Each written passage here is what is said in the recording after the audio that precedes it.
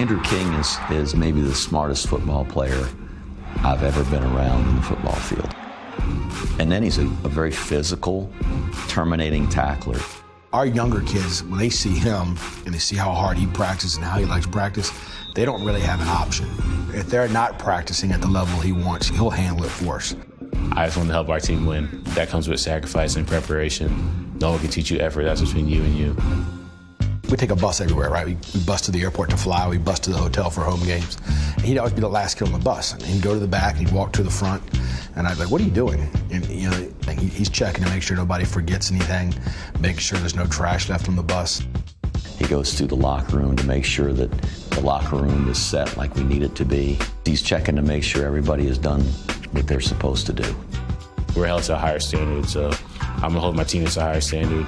And if they leave something dirty, I'm going to clean it up myself. I'm going to tell them about it, but I'm going to clean it up myself. And this is just the definition of servant leader.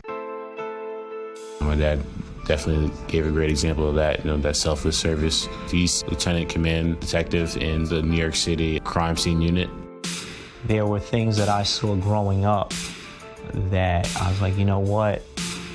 I wish a cop was here. I wish somebody was there to help. I also remember running into police officers that weren't so helpful.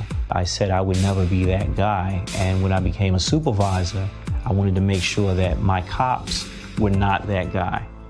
I said, because when you took this job, you took this to help people, okay? And sometimes it's hard. His part in 9/11 being a first responder, he never really talks about it that much. He's pretty humble. I was assigned out to the Staten Island landfill because all the debris had to go somewhere, so that's where they put it. I get chills just thinking about it right now. They would put all this stuff on a conveyor belt, and we would look through it, just trying to find something. It could be a shoe, an ID. We were looking for, pieces of people.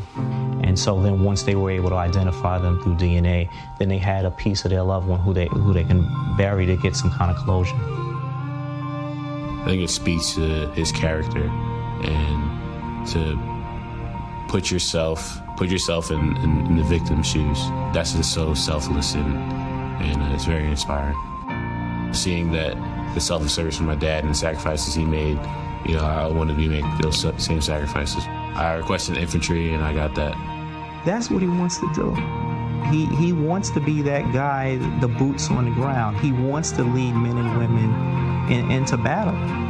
That's basically what patrol is. Those are the guys that are going into domestic violence, they're going to gun runs, whatever it is. You're the front lines, you're the first on the scene. We're not really worried about ourselves, but helping the country, because we're servants of the nation, essentially.